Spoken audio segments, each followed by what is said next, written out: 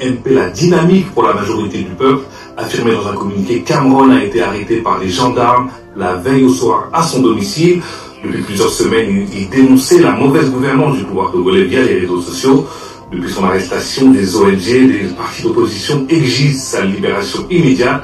Quant aux autorités togolaises, elles n'ont pour l'instant pas communiqué. Pour en parler, nous recevrons Sophie Depelfé-Tegno, l'avocate d'Amron. Merci d'avoir accepté notre invitation sur France 24. Merci à vous. La première question que je voudrais vous poser, maître, avez-vous des nouvelles d'Amron aujourd'hui? Où est-il et comment va-t-il? Alors hélas, moi je suis très attristée de vous dire qu'aujourd'hui, nous n'avons pas de nouvelles en direct. Nous ne pouvons pas communiquer avec lui. Nous avons des nouvelles par d'autres biais. Alors nous avons effectivement une nouvelle toute fraîche qui est celle d'aujourd'hui. Nous avons vu une vidéo qui a été diffusée aujourd'hui dans laquelle Amron présentait ses excuses. Il apparaissait extrêmement affaibli, diminué, avec un débit de parole qui ne ressemble pas du tout à ce qu'il a pu faire par le passé. Et sur les autres nouvelles que nous avons des jours précédents, puisque depuis le 26 mai, son interpellation à son domicile, nous étions évidemment sans la moindre nouvelle de sa part, nous avons eu uniquement des rapports des uns et des autres, et notamment de certains dignitaires de la gendarmerie qui vouent une très grande loyauté à sa cause, à sa combativité, à sa détermination, et qui se montrent aujourd'hui extrêmement proches des sources qui tentent d'aider Amron. Et jusqu'à présent, on ne sait pas pourquoi il a été arrêté. De quoi est-il accusé? Alors on ne sait pas de quoi il est accusé aujourd'hui, parce que c'est une des plus grosses problématiques de ce dossier. Amron a été arrêté à son domicile le 26 mai 2025 à 21h15, donc en dehors des heures légales normalement prévues par le Code de procédure pénale togolais pour être interpellé et donc subir une répression judiciaire. Il n'a fait l'objet d'aucune procédure pénale ouverte à ce jour. On a su que postérieurement, juste immédiatement après son interpellation, il a été conduit dans les locaux de la SCRIP, donc le service de sécurité évidemment central de la répression des infractions criminelles. Pour autant, aucune infraction de nature criminelle ne lui est reprochée et n'est connue aujourd'hui, aucune procédure nous a été communiquée. Il aurait subi des traitements qui s'apparenteraient à de la torture dans ces locaux-là, avant d'être conduit dans l'hôpital psychiatrique de Zébé, où il est toujours détenu ou retenu. On ne sait pas encore quel qualificatif appliquer compte tenu de la procédure, aujourd'hui pour suivre des traitements. Et justement, je voulais en venir avec vous, selon nos informations, il sera à l'hôpital Zébé, vous confirmez?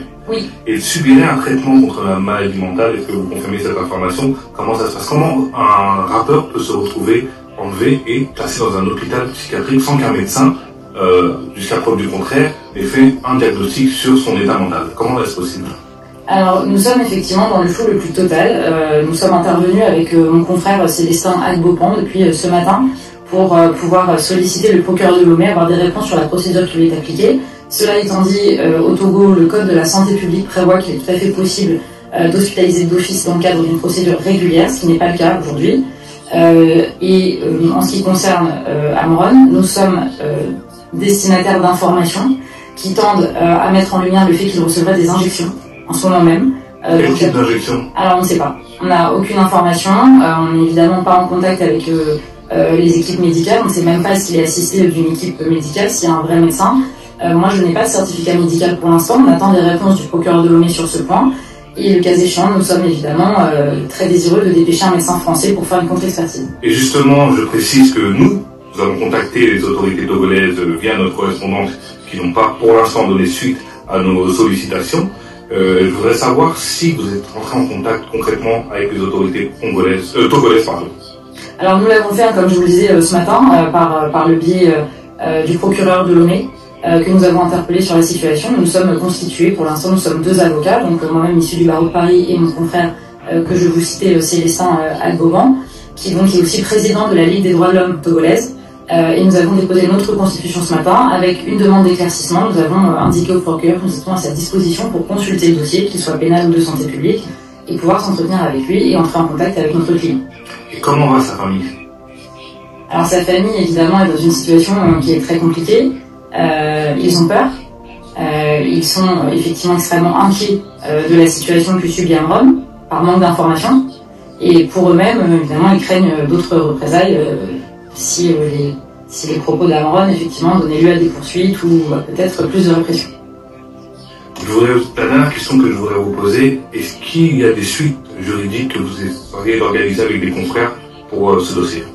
Alors tout à fait, le peuple togolais est extrêmement sensible à la cause qui a été défendue par Amron, donc on reçoit énormément de soutien. Pour ma part, ça fait 48 heures que j'ai pu rencontrer son frère et rentrer en contact avec cette famille. On a énormément de confrères togolais, d'activistes togolais, de blogueurs, de gens qui viennent à notre contact, qui nous demandent effectivement comment ils peuvent nous aider, comment on peut organiser ça. On est conscient que finalement Amron aujourd'hui est un peu la figure de proue d'un mouvement un peu plus important. On a reçu aussi cet après-midi un courrier de Madame Niakade, qui est donc l'ancienne ministre des Armées, qui appelle à la libération d'Amron. Et nous sommes certains de pouvoir compter sur le soutien du peuple togolais. Nous avons aujourd'hui aussi entendu parler d'une manifestation qui aurait lieu demain dans le pays. Alors évidemment, un appel à manifestation devant la présidence de la République, mais également relayé dans toutes les villes du Togo. Manifestation que nous allons évidemment suivre avec beaucoup d'attention, compte tenu des risques de répression sur les manifestants. Merci beaucoup, maître Depen Fentelio. Vous êtes l'avocate d'Amron. On continuera à suivre cette affaire sur France 24. Merci d'avoir répondu à notre invitation.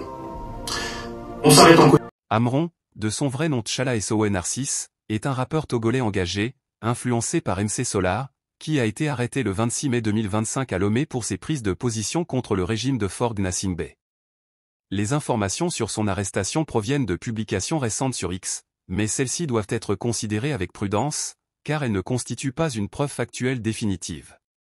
Pour plus de détails sur sa situation actuelle, il serait nécessaire de consulter des sources supplémentaires ou des rapports officiels. J'ai appris, sans aucune surprise, l'arrestation du rappeur togolais Amron.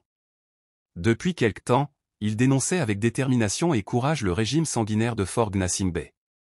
Cette arrestation ne m'a pas étonné, car elle s'inscrit dans la logique implacable de la dictature. Au Togo, toute personne qui ose s'insurger contre le pouvoir en place est punie.